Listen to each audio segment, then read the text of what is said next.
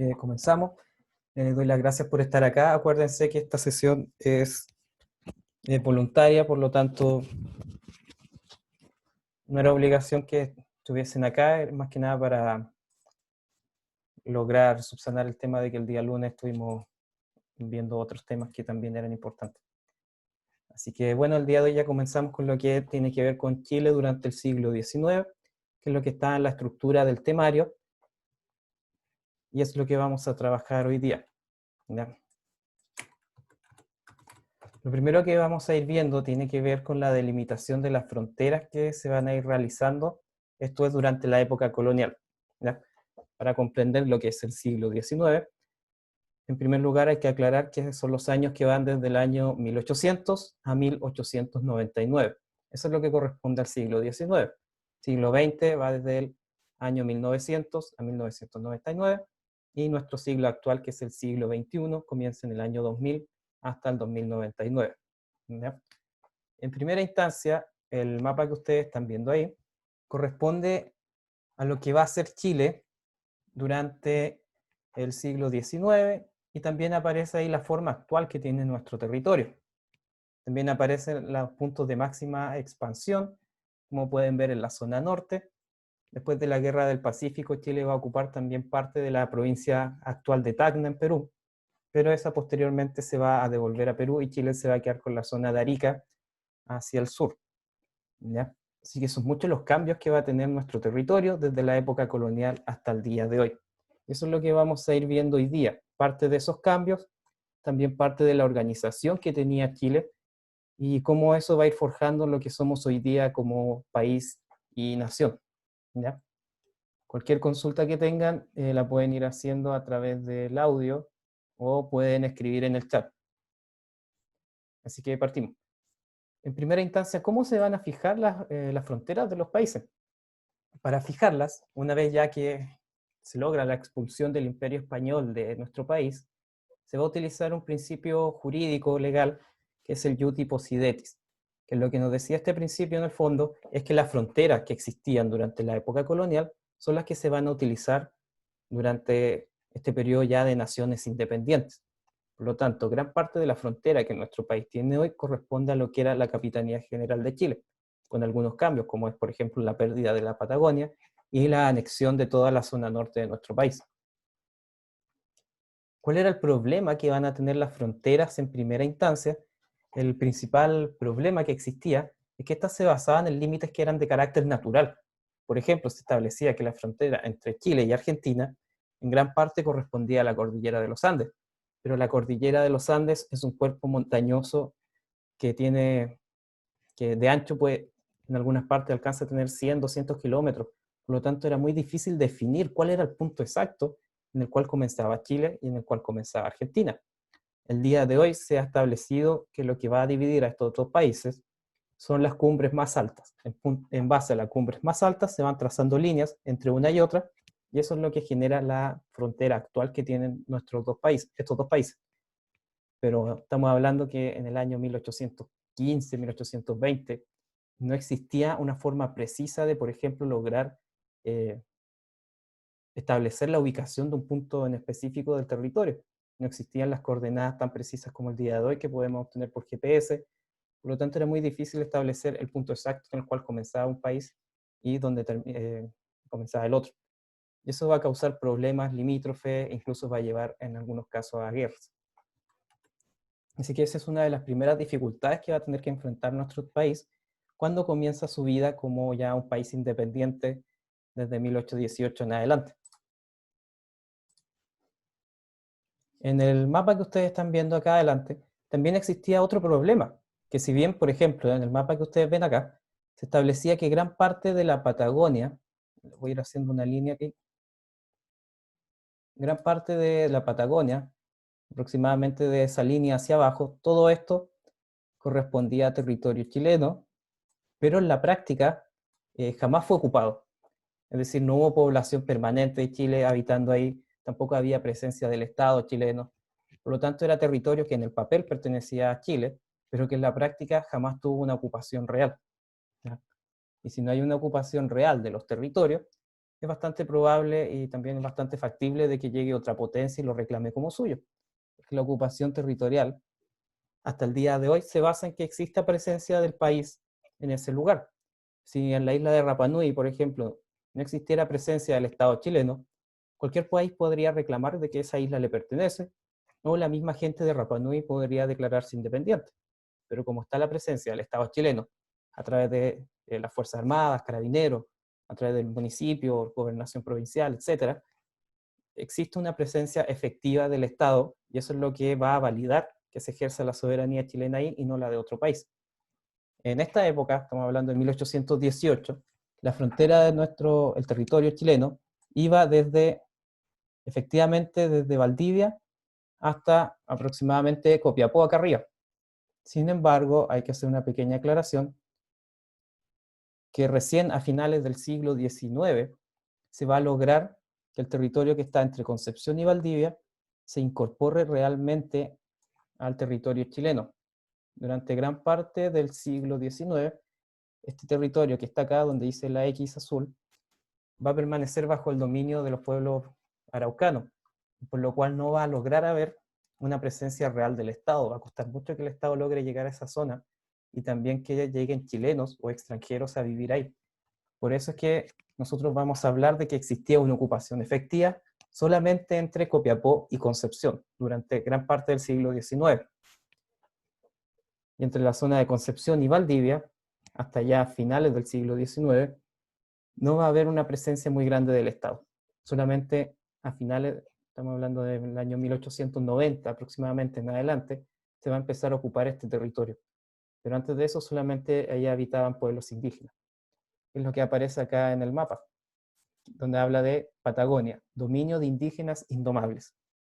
Los españoles no fueron capaces de someter a estos pueblos y después tanto Chile como Argentina, cuando comienzan su vida como república independiente, también les va a costar mucho lograr que estos pueblos sean sometidos al poder del Estado.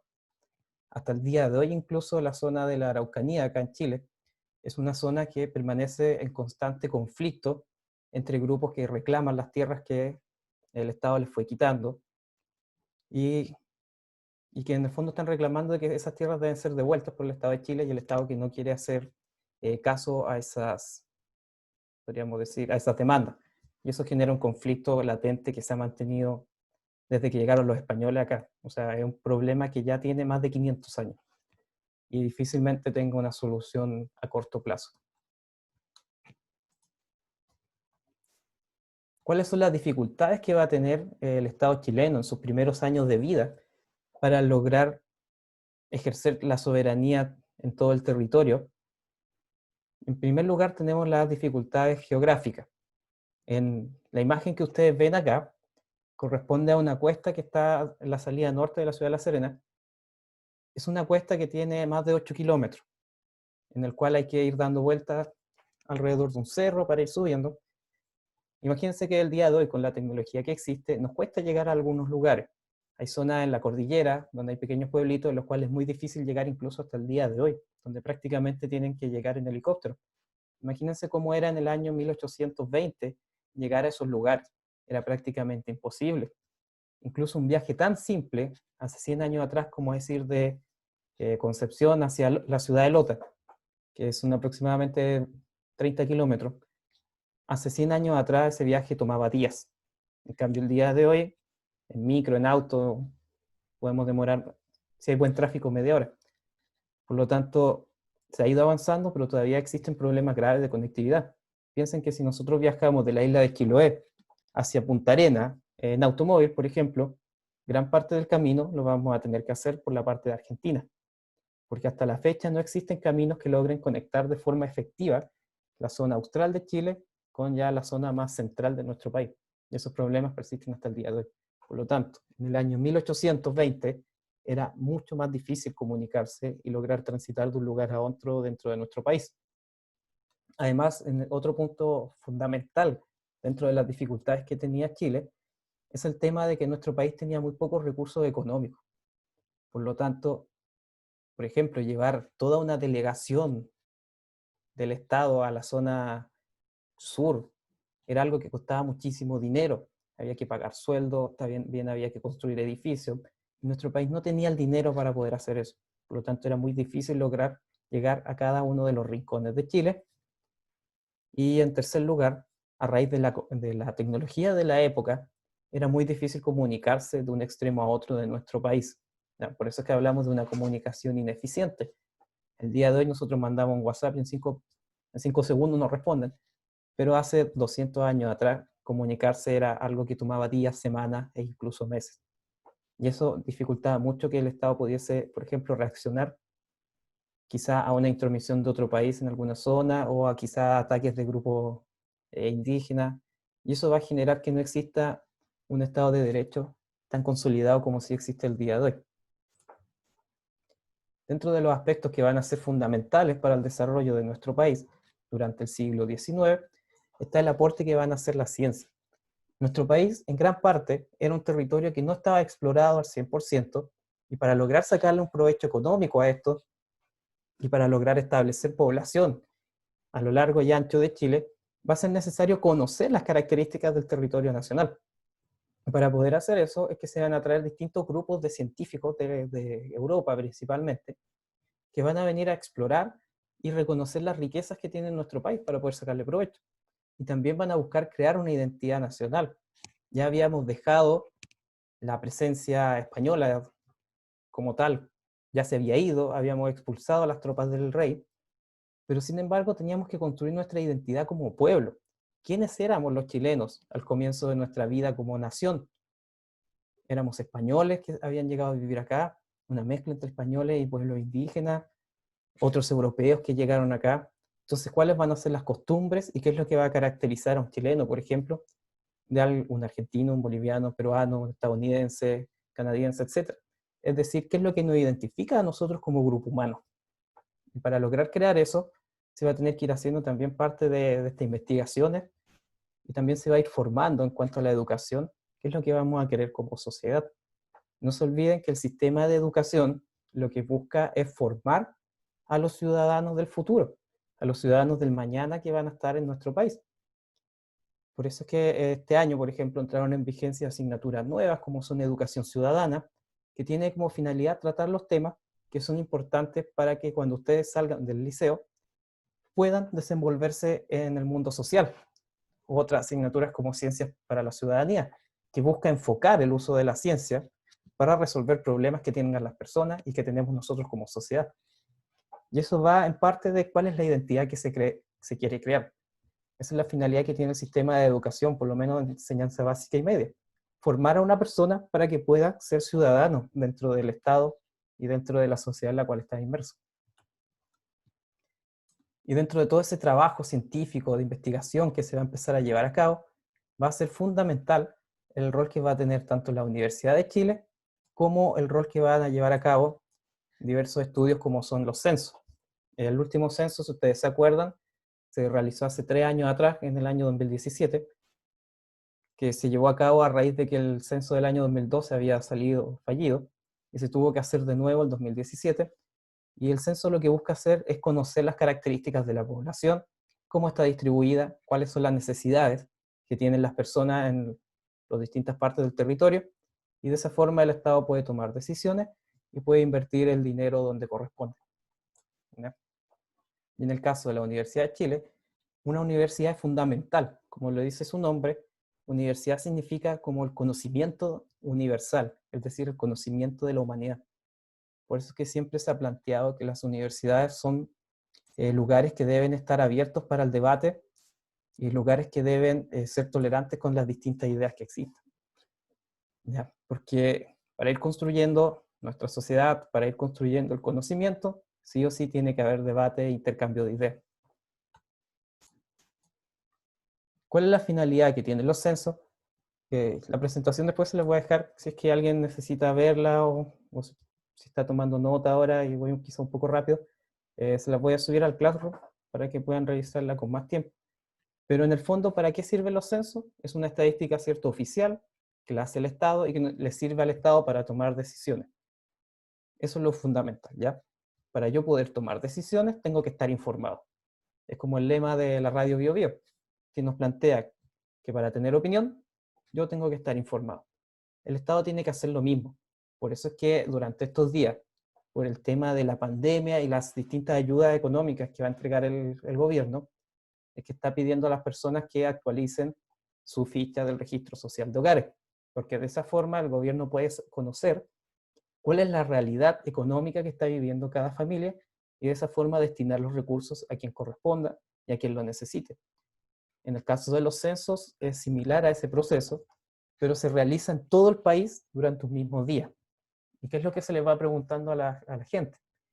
¿Cuánta gente vive en una casa, por ejemplo? ¿Cuántas familias hay en una misma casa? ¿Cuáles son las características que tiene la casa en la que están viviendo? ¿Cuántas piezas se destinan a habitación? ¿De qué materiales está construida? ¿Cuál es el nivel de educación que tienen las personas que viven ahí? El nivel de ingresos también. Y así un montón de, si es que pertenecen a alguna etnia, si hablan más de un idioma. Y todas esas cosas que se van preguntando es para lograr conocer de qué forma se está conformando la sociedad chilena y cuáles son las necesidades que hay en todas las viviendas y en todas las familias. Por ejemplo, si el Laja el censo arroja como resultado de que, no sé, pongamos, por poner un número, de que 1000 familias comparten hogar. Es decir, que en una misma casa hay más de una familia. Eso nos va a decir que claramente hay que construir más viviendas en la ciudad de Laja, por ejemplo. O si hay muchos niños quizás en edad escolar en la población, los altos del Laja, quizás eso nos diría de que quizás sería buena idea hacer una escuela básica en esta zona y así evitamos que la gente se tenga que desplazar al centro de la comuna. También nos permite conocer la edad que tiene la población en una comuna determinada y eso puede servir para tomar decisiones como por ejemplo si es que se necesitan más geriatras o más pediatras en una comuna o en un sector específico. Esa es la finalidad que tienen los censos, conocer las características de la población. La información que está acá, que ustedes están viendo ahora, corresponde a lo que nos dice el INE, que es el Instituto Nacional de Estadística, que es el que se encarga de realizar los censos en nuestro país.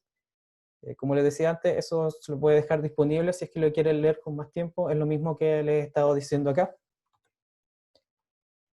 ¿Y cuáles van a ser los problemas que van a tener los censos que se van a realizar en primer lugar en nuestro país? Pensemos que en el año 1800, la tecnología que existía claramente dicta bastante de la tecnología actual, y por lo tanto llevar a cabo un proceso de análisis de datos, un proceso de generación de estadísticas a lápiz y papel, en un cuaderno, en una hoja, no va a ser algo muy preciso. ¿Ya? Si hasta el día de hoy nosotros nos equivocamos cuando utilizamos calculadoras. Imagínense lo difícil que era en una época en la cual todavía había que hacerlo a mano. Por lo tanto, calcular en base a eso va a generar que no fuesen totalmente certeros los datos. Pero sin embargo, pese a que no eran muy certeros, nos va a permitir tener una fotografía de cómo estaba compuesta la sociedad. Si lo llevamos a esa comparación, el día de hoy un censo con la tecnología actual sería una fotografía en muy alta resolución. Ya hace 200 años atrás era una foto más o menos borrosa, pero nos va a permitir entender cómo se estaba distribuyendo la población y cuáles eran sus características. ¿Ya? Ese es fundamental en el caso de los censos, y los problemas que tuvieron los primeros en el siglo XIX eran la dificultad de lograr hacer un trabajo 100% certero.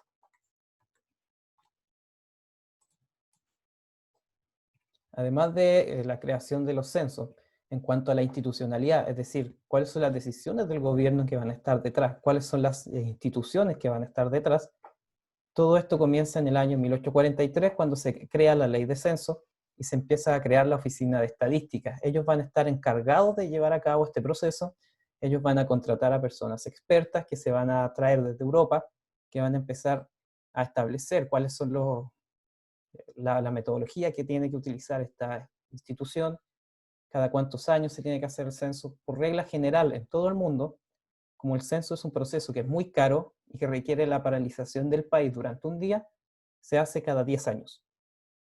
Por lo tanto, el último censo fue el año 2012, no salió muy bien y se tuvo que hacer el 2017, pero ahora correspondería al 2022 realizar el nuevo censo, ¿ya? Porque vamos del 2012 al 2022. El del 2017 fue abreviado y solamente obtuvo información básica. Normalmente los censos son mucho más complejos. La Universidad de Chile también va a ser fundada en el mismo año, que podríamos decir que es un año que está caracterizado por el desarrollo de la ciencia en nuestro país, ¿ya? Va a tener como finalidad ir realizar el reconocimiento de nuestro territorio. Estoy viendo el chat. Porque el año 2017. Creo que se lo había dicho, pero el año 2017 se realizó el censo de nuevo porque el año 2012 se hizo un censo que no fue como siempre.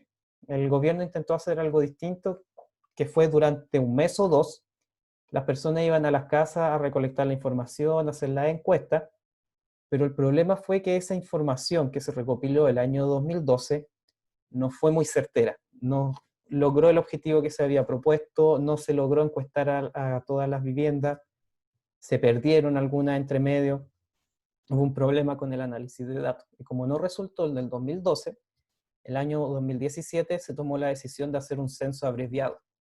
Y como dice Camila, ese día fue feriado porque la idea del censo es que toda la gente esté en sus casas, ¿ya?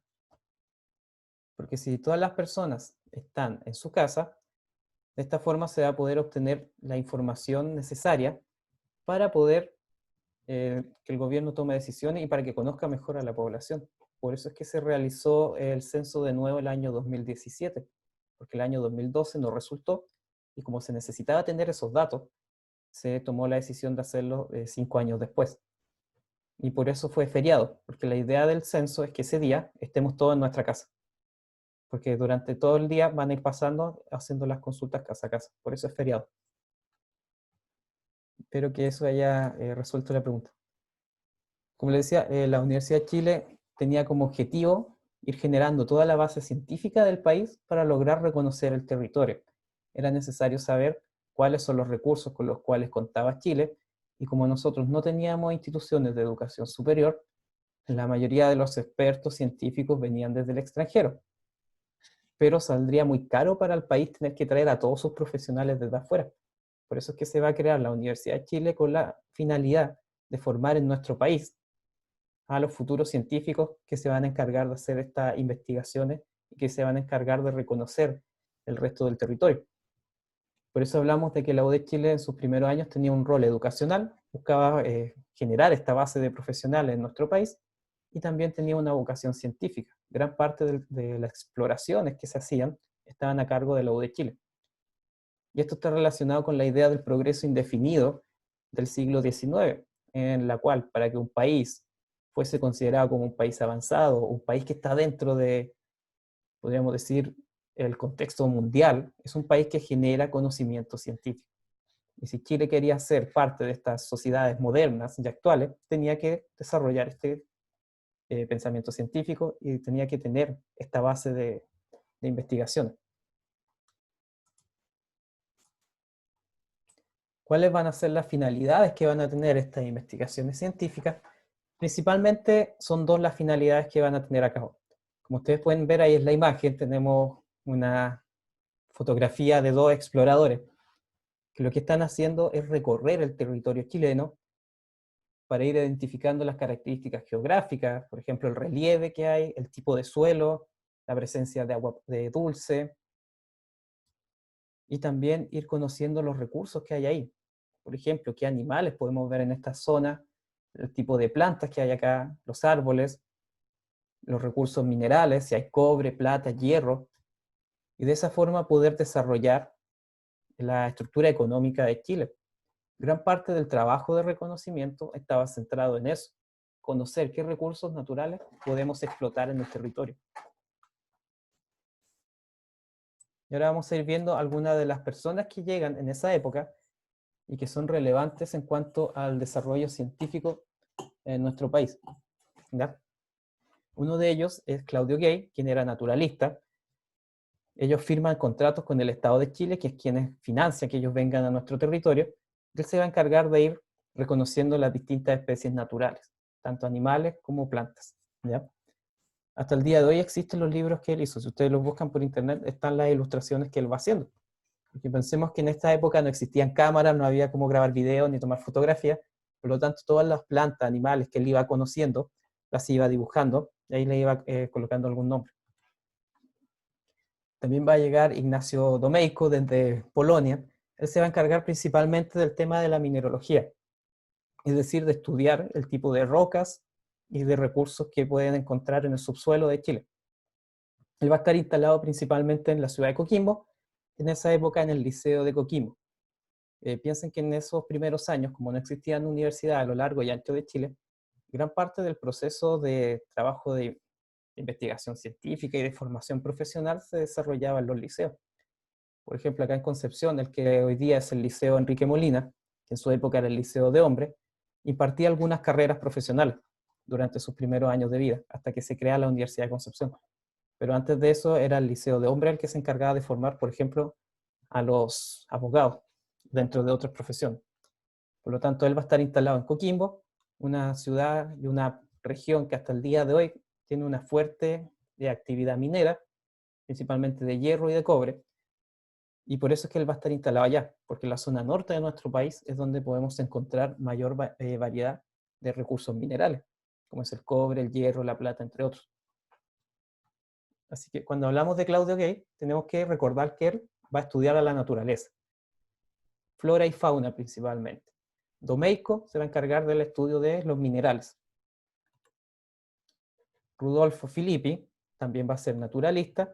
Él se va a encargar de ir realizando exploraciones. Él hacía clases en la Universidad de Chile y dentro del área práctica de sus clases, ellos iban a la zona sur de Chile a investigar lugares a los cuales nunca había llegado antes el hombre europeo occidental, porque en esa zona vivían pueblos indígenas, pero no estaba ahí el hombre occidental como para hacer un catastro de todo lo que existía en esas tierras. Y también dentro de las personas que van a venir a nuestros territorios, y alguien de quien todos hemos escuchado hablar, es Sir Charles Darwin. Él, dentro de las exploraciones que va a realizar, va a estar en nuestro país durante 3 años. Gran parte de lo que él va a ver en Chile y en las Islas Galápagos, en Ecuador, va a contribuir a su posterior libro, El origen de las especies, que es de donde surge esta idea de la teoría de la evolución. No se olviden que cuando nosotros hablamos de teoría, quiere decir que es una hipótesis que está planteada, pero que todavía no está comprobada al 100%. En cambio, cuando hablamos de una ley desde el punto de vista científico, quiere decir que es algo comprobado y que, independiente de las circunstancias en las que ocurra, va a pasar sí o sí.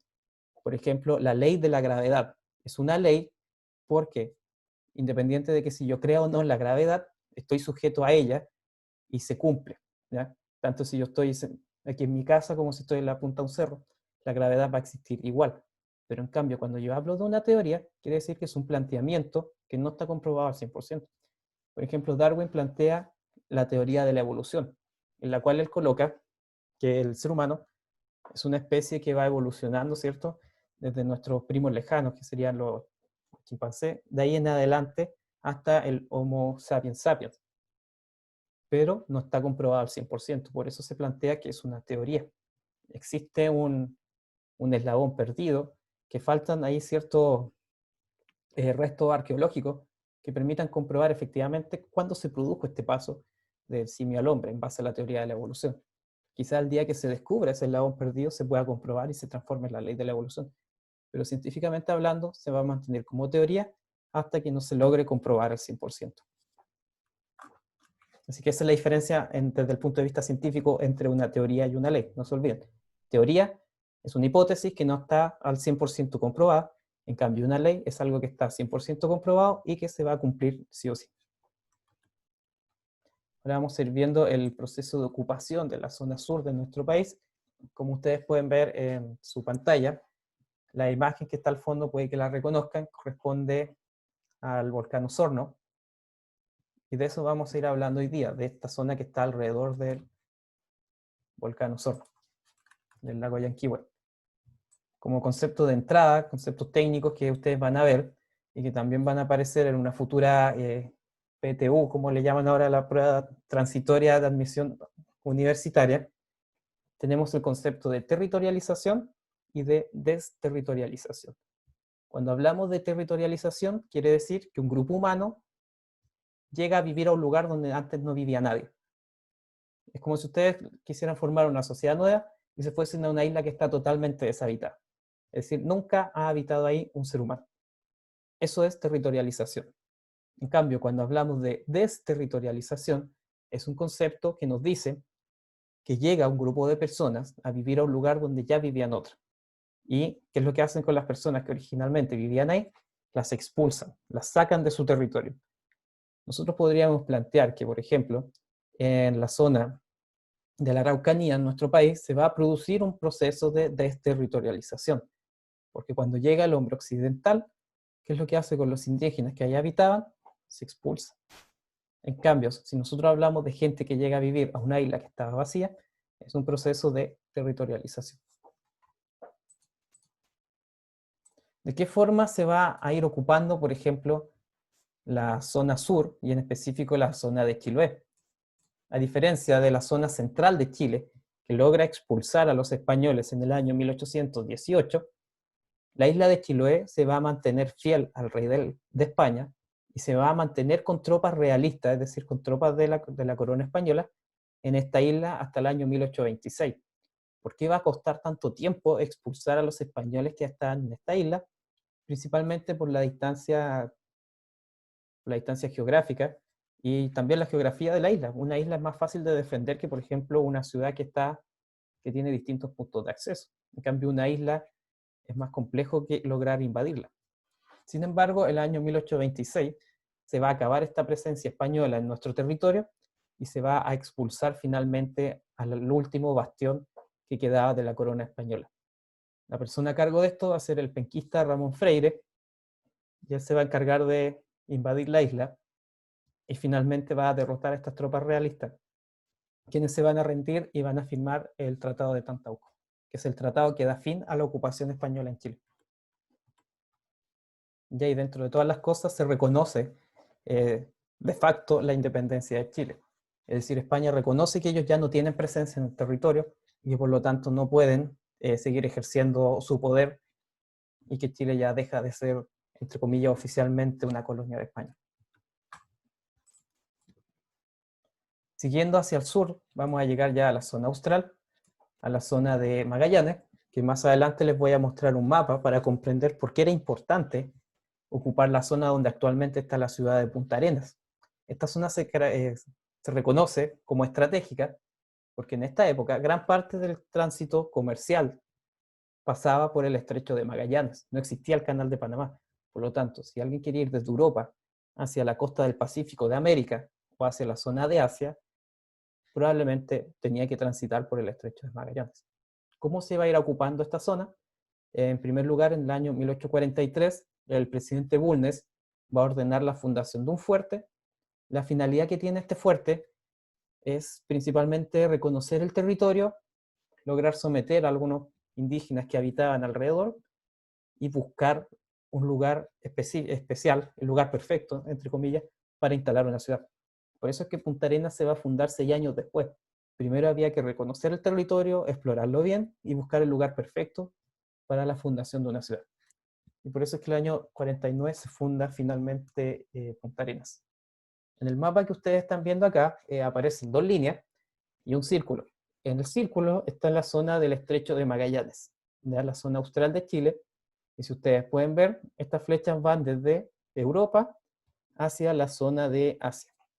Ya como bien nosotros sabemos el día de hoy, si seguimos navegando desde Chile hacia el Pacífico, vamos a aparecer por la costa de Japón aproximadamente, a la zona de Asia, no nos vamos a caer por el borde del planeta. Y en esta época, para lograr llegar desde Europa hacia la zona de Asia, se ocupaba principalmente el estrecho de Magallanes. Por lo tanto, el país que controlara la zona del estrecho de Magallanes también iba a controlar gran parte del comercio mundial de la época. Por eso es importante para nuestro país. De hecho, el puerto de Valparaíso, que es donde llegaban los barcos que venían desde Europa para reabastecerse o para dejar sus mercaderías, se va a transformar en uno de los principales puertos del planeta durante el siglo XIX. De hecho, Valparaíso va a ser el centro del comercio del Océano Pacífico durante una gran cantidad de años, al punto de que hasta el día de hoy se han encontrado monedas chilenas de la época en parte de Filipinas o en algunas islas también de la zona como alrededor de Malasia o Indonesia. Eso a raíz de la gran cantidad de tráfico comercial que había, el peso chileno de la época también se va a utilizar como moneda de cambio, como el dólar el día de hoy. Así que por eso es importante controlar el comercio internacional. El día de hoy el país que se encarga de administrar el tránsito de comercio entre el Océano Atlántico y el Pacífico es principalmente Panamá a través del Canal de Panamá. Y eso ha contribuido a que este país se desarrolle económicamente mucho más rápido que todos los otros países de Centroamérica. De hecho, Panamá podríamos decir que es el único país que tiene una economía más compleja. En cambio, países como El Salvador, Honduras, Nicaragua, todavía son países bastante pobres. En cambio, Panamá ha logrado un mayor desarrollo económico, a raíz del tránsito comercial principalmente. Así que por eso es importante el comercio, para el desarrollo de un país. Otra zona que se va a ir ocupando es la zona que está alrededor, ¿cierto? Como veíamos antes, del lago Yanquihue, del volcán Osorno, que es una zona que va principalmente desde el río Tolten hacia abajo. El río Tolten está a la altura de la ciudad de Villarrica. Estas zonas estaban antes habitadas por pueblos indígenas, principalmente, perdón, principalmente por pueblo huiliche. Y estas zonas se van a ir ocupando tanto con chilenos como con extranjeros, alemanes, por ejemplo, que van a llegar a estos territorios. Si ustedes viajan el día de hoy o han ido a Puerto Varas, a Yanquihue, o Frutillar o Valdivia, pueden ver que existe, arquitectónicamente hablando, una gran presencia de arquitectura alemana.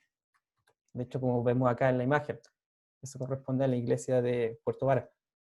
¿Y por qué va a haber una gran presencia de alemanes? En primer lugar, se van a establecer agencias de colonización en Alemania, donde personas como Bernardo Filippi o Vicente Pérez Rosales van a estar a cargo de reclutar familias alemanas para venirse a vivir a Chile. ¿Qué es lo que le ofrecía el Estado? El Estado les ofrecía territorio, o sea, le entregaba, no sé, 20 hectáreas, por ejemplo. Pero las familias que llegaban acá tenían que comprometerse a que iban a trabajar esas tierras, que iban a instalar alguna industria, que se iban a dedicar a la ganadería, o iban a buscar otra forma de generar una actividad productiva. De esa forma, el Estado lo que buscaba era, por un lado, tener presencia de personas viviendo acá bajo la bandera chilena, y también desarrollar económicamente estos lugares. Por eso es que eran seleccionados de forma personal.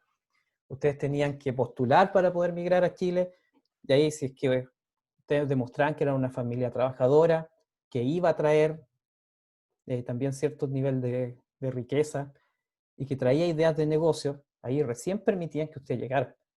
No es como el día de hoy, que no existe una normativa muy estricta de migración a Chile. Una persona puede llegar acá como turista y puede quedarse a trabajar acá, porque no existe una normativa legal que regule bien este tema. No como ocurre en otros países, por ejemplo. Para llegar a Chile, supongamos que ustedes no son chilenos y vienen del extranjero acá, lo único que se les pide es tener un pasaje de vuelta y una reserva de hotel. No se les pide nada más. En cambio, si yo fuese a España, al llegar al aeropuerto en España, me exigen tener el boleto de vuelta, ¿cierto? Tener reservas de hotel y demostrar que tengo dinero para llegar allá como turista. De lo contrario, no dejan que tú ingreses y te pueden mandar de vuelta.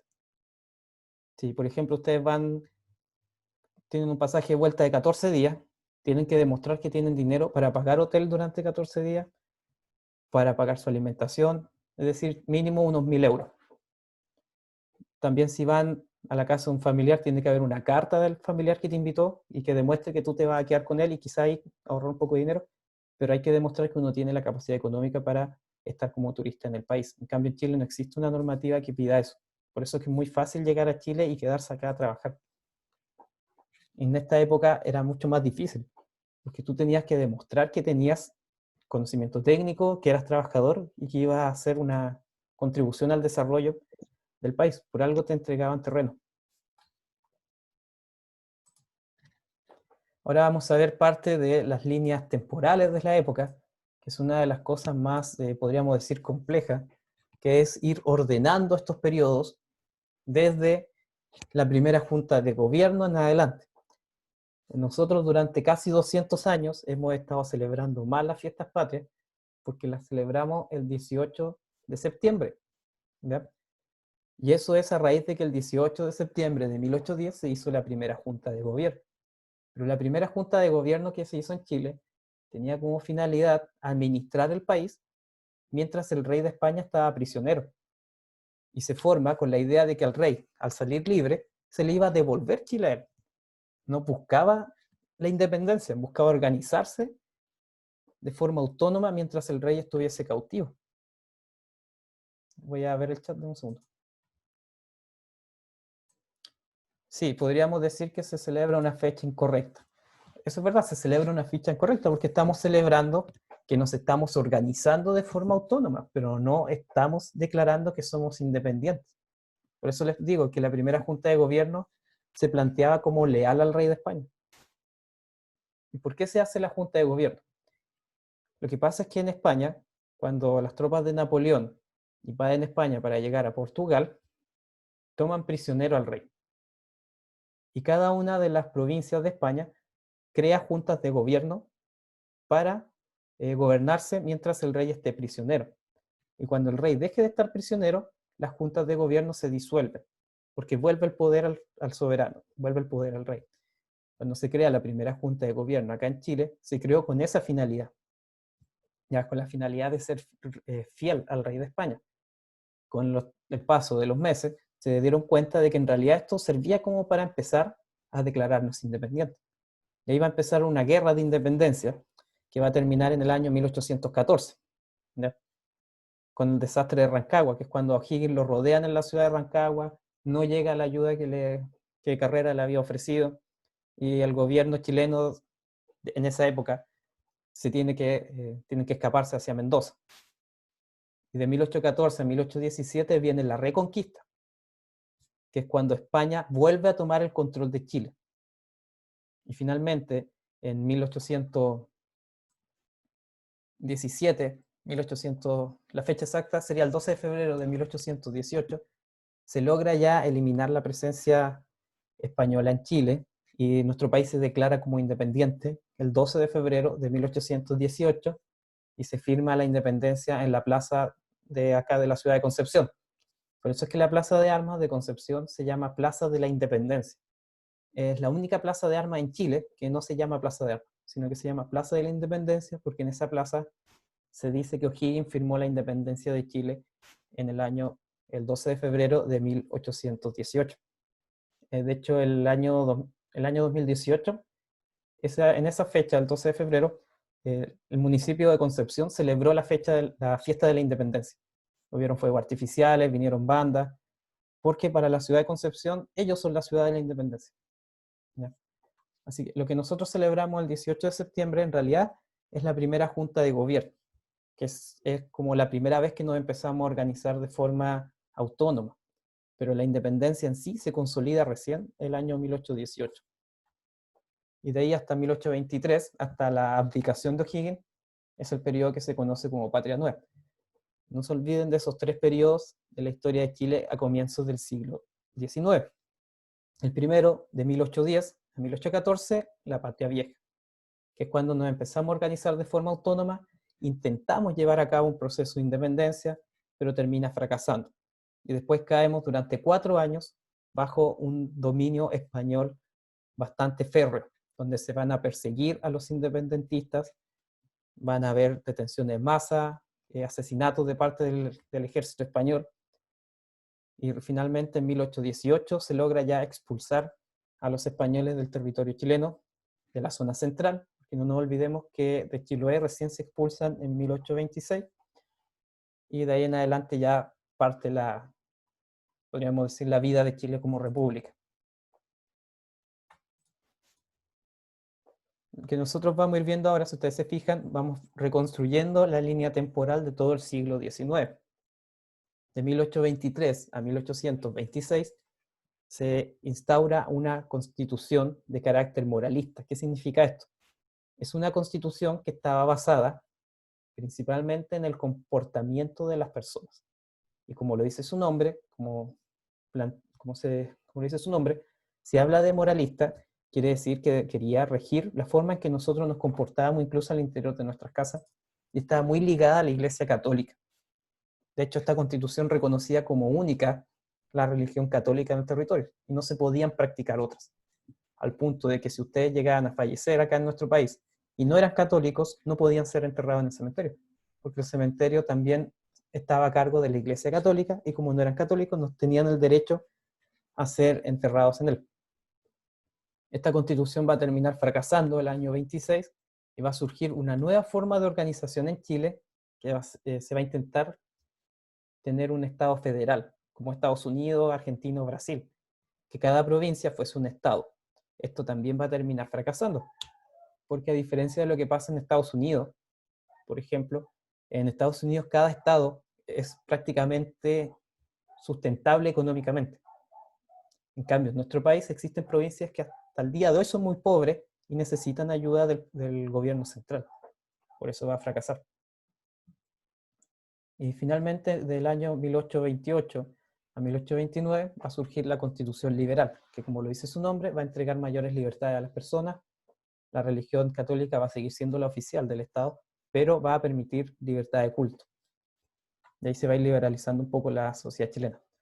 Si ustedes se fijan, pasamos en primera instancia desde una constitución que buscaba reglamentar incluso la forma en que nos comportábamos al interior de nuestras casas, hasta una constitución que entrega mayores libertades. ¿Cuál es la finalidad que tiene una constitución? Y que es importante recordar, la constitución es la ley fundamental del país, es la base que va a estructurar el funcionamiento de un país, y también la constitución, pensemos que es como una carta de navegación, es como el tipo de sociedad que queremos construir. Por eso se plantea por algunos sectores de la sociedad chilena actual de que es necesario escribir una constitución nueva, y hay otros sectores que dicen que no es necesario, que se puede reformar la que ya existe. Pero la constitución en el fondo es eso, es la ley fundamental del país, establece cómo se organiza el Estado, las funciones que tiene el Estado, los derechos que tenemos las personas, los deberes que tenemos las personas, también los deberes que tiene el Estado, y así sucesivamente. También establece los tipos de cargo, el tiempo que duran. En el fondo rige toda la vida en sociedad. Por eso es fundamental una constitución cuando se va a crear un país. Desde el año 23 al año 1830 es un periodo que va a ser conocido como el periodo de ensayos constitucionales, porque como lo dice su nombre, se van a crear varias constituciones que van a buscar establecer cómo se va a organizar el país y cómo se va a regir la vida de las personas que viven en este territorio. Y si hablamos de que es una época de ensayos, quiere decir que se van a probar varias formas y ahí finalmente va a terminar todo esto con la batalla de Lircay en el año 1830, que también va a dar término a la Constitución Liberal. De 1830 en adelante pasamos a la República Conservadora, que va a estar caracterizada en gran parte por la figura de Diego Portales, que era una figura fuerte en el gobierno. Él nunca fue presidente, siempre fue ministro, pero se decía que él era la sombra que estaba detrás del poder. ¿Y qué es lo que quería Diego Portales? Diego Portales quería principalmente que el país tuviese orden interno, que se respetaran las leyes, porque de esa forma él podía hacer sus negocios tranquilos. Y parte de eso va a llevar, lamentablemente, a una guerra con Perú y Bolivia, en el año 1836, que es la guerra contra la Confederación. Después, más adelante, vamos a tener la Guerra del Pacífico. Esta es la primera guerra contra contra Perú y Bolivia, y que surge por lo siguiente. Para Portales lo fundamental era el orden en el país y también el desarrollo económico.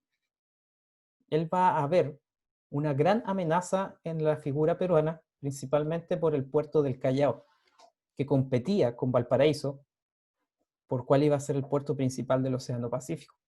¿Ya? Los dos puertos estaban compitiendo, entregando, por ejemplo, arancel arbanedo liberado, lo que quiere decir que si ustedes exportaban algo desde Valparaíso, no tenían que pagar impuestos, o si importaban algo a Valparaíso, desde Valparaíso tampoco pagaban impuestos, y también van a establecer almacenes francos, en los cuales si ustedes eran comerciantes podían dejar sus cosas y no se les cobraba por dejarla ahí, lo cual eran tremendas ventajas en la época.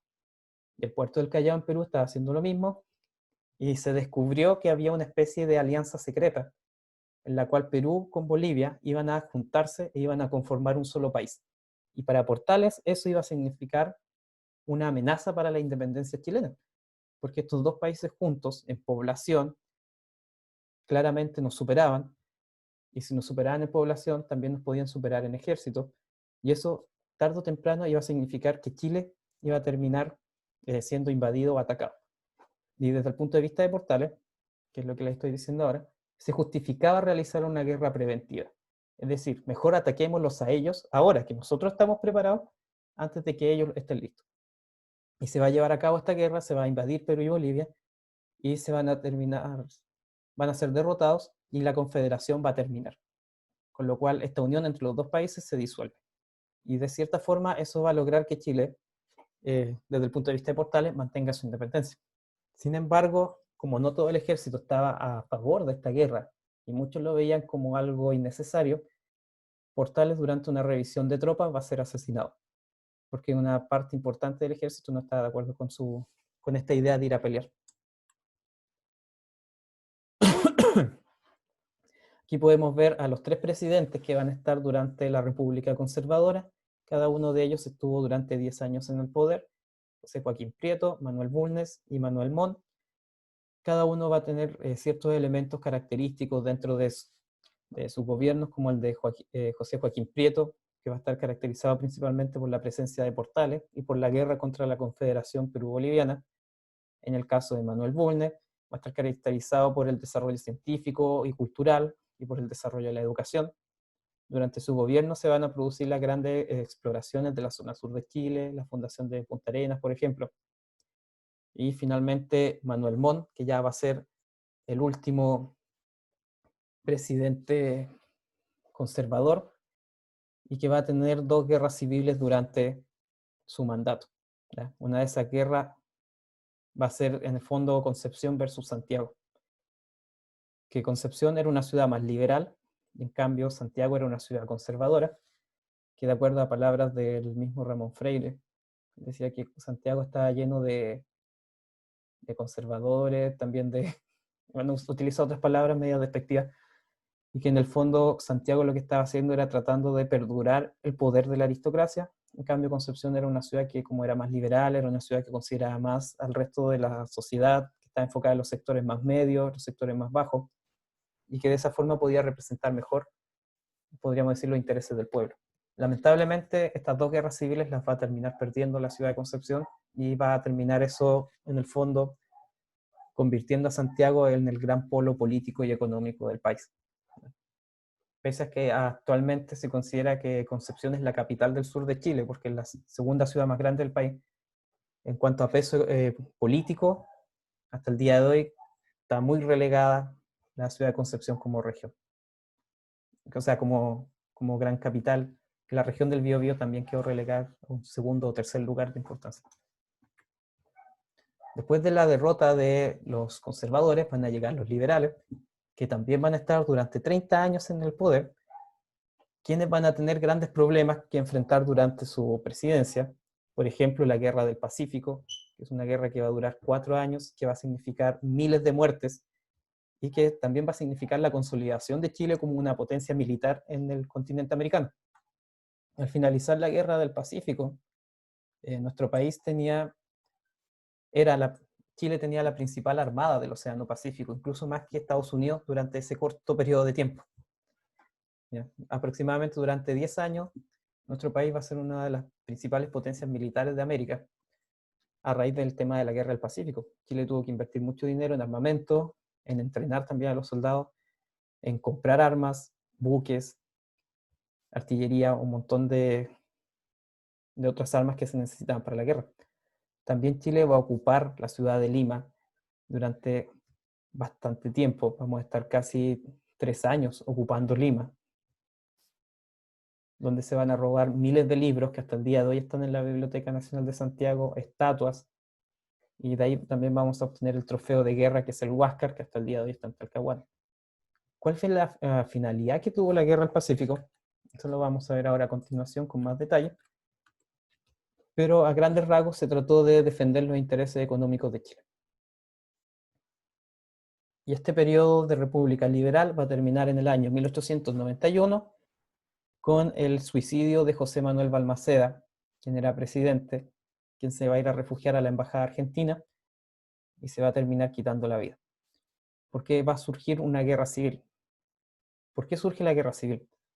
Lo que pasa es que Balmaceda no contaba con mucho apoyo del Congreso y el Congreso no va a aprobar las leyes de presupuesto. Nuestro país hasta el día de hoy funciona con una ley de presupuesto, lo que quiere decir que todo el dinero que el Estado gasta durante este año es el dinero que autorizó el Congreso a finales del año pasado. Y todos los años se tiene que hacer eso, o si no el gobierno queda sin financiamiento. En el año 1890 pasó en que el Congreso no quería autorizar el presupuesto para el año siguiente, en el año 1891. Y Balmaceda, ¿qué fue lo que hizo? Dijo, bueno, perfecto, si el Congreso no lo autoriza, yo tomo la ley del año pasado y la hago válida. Y después disolvió el Congreso, la Armada apoyó al Congreso, el Ejército apoyó a Balmaceda y se empezó con una guerra civil. Cuando hablamos de guerra civil, estamos hablando de un enfrentamiento dentro de un mismo país entre distintas facciones de este país. En cambio, cuando hablamos de una guerra convencional, quiere decir que es una guerra de un país con otro. En cambio, una guerra civil es una guerra dentro del mismo país. Y esto va a terminar con el suicidio de Balmaceda y se va a instaurar la República Parlamentaria, que en el fondo va a gobernar el Congreso hasta el año 1925 aproximadamente. O sea, no es que gobernara el Congreso, sino que ellos van a concentrar el poder. Va a existir la figura del presidente, pero era una figura más decorativa. Quien tomaba las decisiones realmente era el Congreso. Estos son los territorios que nuestro país va a ir incorporando y va a ir perdiendo.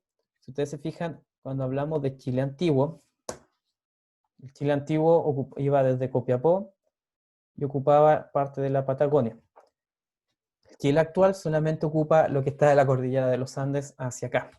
¿Por qué se va a entregar la Patagonia tan fácilmente?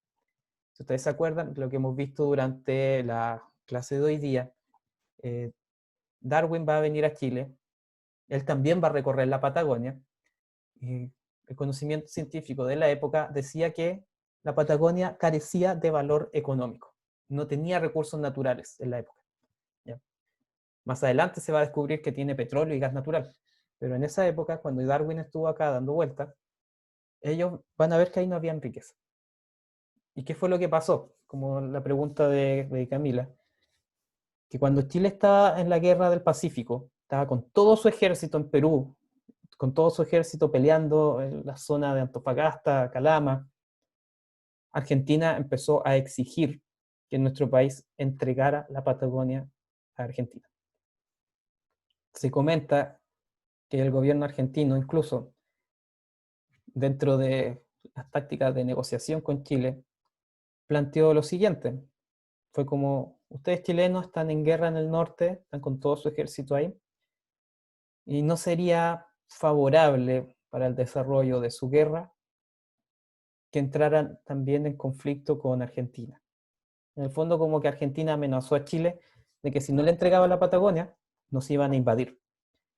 Y si Chile tenía todo su ejército en el norte, no iba a poder responder también a una invasión en la zona sur. Y por eso es que el gobierno optó por ceder esos territorios. Y como les había dicho antes, eran territorios que en la práctica nunca estuvieron ocupados por chilenos. En el papel pertenecía a Chile, pero nuestro país nunca llevó a cabo una ocupación real de la Patagonia. Y como los científicos que habían venido acá habían demostrado que era una zona que carecía de valor, porque no había ningún recurso natural, nuestro país dijo, bueno, le entregamos la Patagonia, con la finalidad de evitar entrar en guerra también con Argentina. Estábamos en guerra con Perú y Bolivia, y entrar en guerra con Argentina también iba a desequilibrar un poco la balanza. Así que por eso es que Chile cede la Patagonia, para evitar un enfrentamiento con Argentina. Un tiempo después, Chile podríamos decir que se venga de esto, cuando sucede la guerra de las Malvinas entre Argentina e Inglaterra, nuestro país le va a prestar ayuda a Inglaterra. Y se dice que esa ayuda fue fundamental para que Inglaterra ganara la guerra, al punto que los aviones ingleses aterrizaban en los aeropuertos chilenos, se reabastecían acá y seguían hacia combate. Pero en el fondo se pierde la Patagonia, se decide entregar para evitar entrar en guerra también con Argentina. Y en esa época se entendía que era un argumento válido, porque toda la riqueza minera estaba en la zona norte, que era la zona que nuestro país estaba peleando. Entonces, mejor ganar algo que nos va a resultar un ingreso económico que meternos en una guerra por algo que en la época se consideraba inútil. Digo, más adelante, ya a comienzos del siglo XX, se va a descubrir que Argentina, que la zona de la Patagonia tenía petróleo y gas natural. Pero en el año 1881, por ejemplo, no se conocía que tuviese esa riqueza. ¿Cómo comienza la Guerra del Pacífico? Todo esto va a partir en el año 1874, ¿ya? En el cual se van a establecer las fronteras entre Chile y Bolivia, y también se establecía que Bolivia durante 25 años no le iba a subir los impuestos a las empresas chilenas. Gran parte de las salitreras que habían en territorio boliviano en esa época eran empresas chilenas. Y se había llegado a un acuerdo con el gobierno de Bolivia de que Bolivia no iba a cobrar más impuestos. Es decir, los impuestos que estaban fijados en el año 1874 eran los que se iban a respetar durante 25 años. Es decir, hasta el año, ustedes sacan la cuenta, hasta el año 1891 más o menos. No, 1899.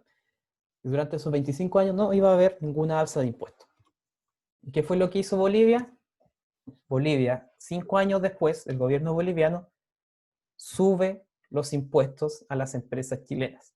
Se había acordado que durante 25 años no iban a tener ninguna alteración, y a los 5 años después, Bolivia decide subir los impuestos. En el mapa que ustedes están viendo a la derecha, aparece en amarillo el territorio que correspondía a Bolivia, y en naranjo el territorio que correspondía a Perú, de la zona norte de Chile, ¿ya? La zona que está entre las líneas es la zona que no iba a poder tener alza en los impuestos, que era una zona que estaba compuesta principalmente, como les decía antes, de salitreras que eran empresas chilenas. ¿Qué es lo que pasó? Como se había establecido en el fondo ese acuerdo de que no iba a haber una variación en el cobro de impuestos, el gobierno boliviano no la respetó, las empresas chilenas dijeron que no iban a pagar ese impuesto extra, y el Estado boliviano amenazó con rematar las empresas, es decir, las iba a vender. Empresas que eran chilenas, que estaban en Bolivia, iban a ser rematadas por el Estado boliviano debido a que no habían querido pagar los impuestos. ¿Qué es lo que hizo el gobierno? El día que correspondía al remate, el 14 de febrero de 1879, en la ciudad de Antofagasta, se iba a llevar a cabo el remate de las empresas, es decir, se iban a vender al mejor postor, pese a que eran empresas de capitales chilenos. Ese mismo día, el gobierno desembarca en la ciudad de Antofagasta y comienza la invasión. Ese día nuestro país entra en guerra con Bolivia, con la finalidad de evitar el remate. Eso era lo que se buscaba originalmente. Pero lamentablemente, como no hubo una buena respuesta de Bolivia al respecto, se continuó con la invasión y se le terminó finalmente quitando la salida al mar a Bolivia. En el año 1879 comienza la invasión a Bolivia, y justo resultaba que Bolivia tenía un tratado secreto con Perú. Tenían un pacto de defensa mutua, lo que quiere decir que si cualquier país atacaba a Bolivia, Perú también entraba en la guerra para defenderla. Es un pacto secreto. Es decir, si Argentina hubiese atacado a Bolivia, Perú también le hubiese declarado la guerra a Argentina, porque tenían un pacto de defensa.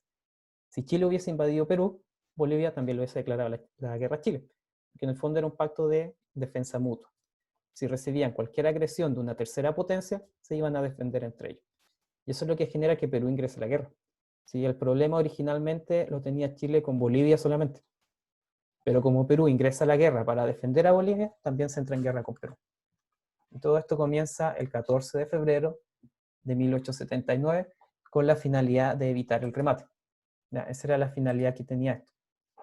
Acá ustedes pueden ver la portada del periódico El Comercio. Este es un diario peruano en el cual aparece: el 14 de febrero, tropas chilenas tomaron por asalto el puerto de Antofagasta. De ahí aparece una imagen de las tropas desembarcadas en el puerto de Antofagasta y también de la Armada chilena que bloqueó el puerto.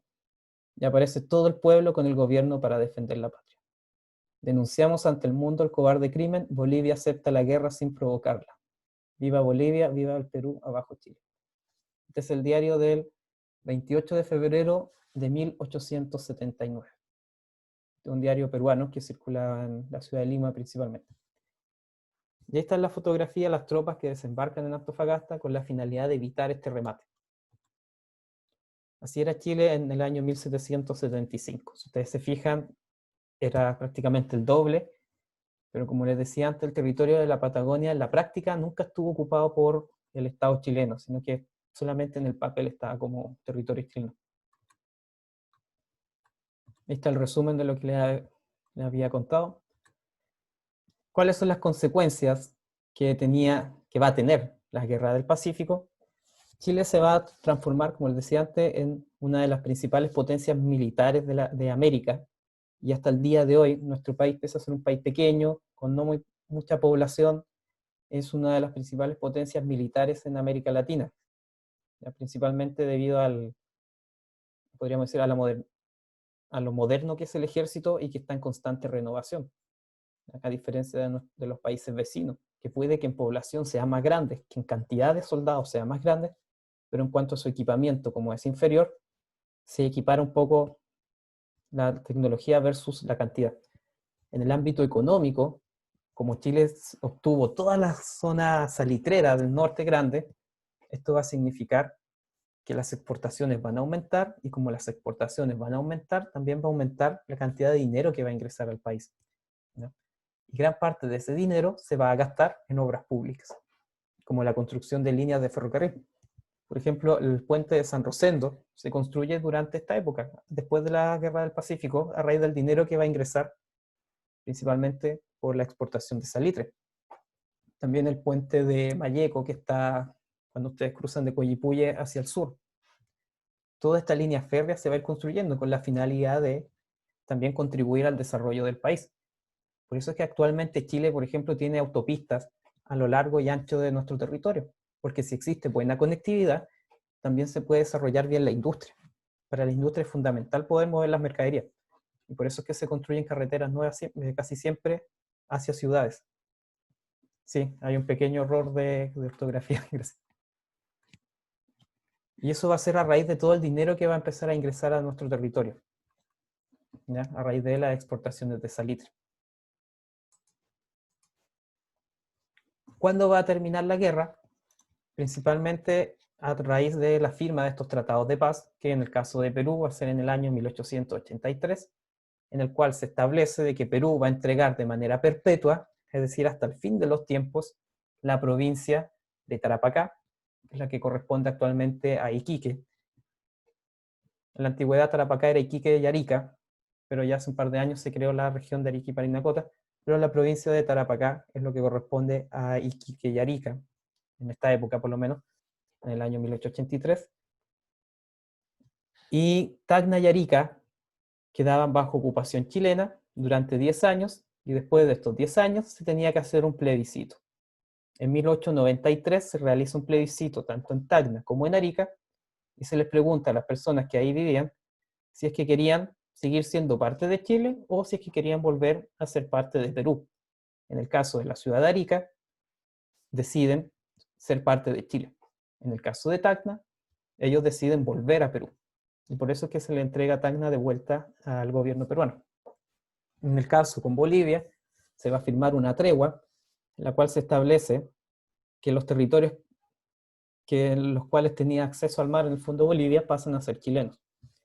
Pero se le entrega el uso libre de los puertos de Antofagasta y Arica, es decir, no tenían que pagar impuestos por las mercaderías que ahí pasaron. Hasta el día de hoy no tienen que pagar impuestos los bolivianos con las mercaderías que pasen por Arica o Antofagasta.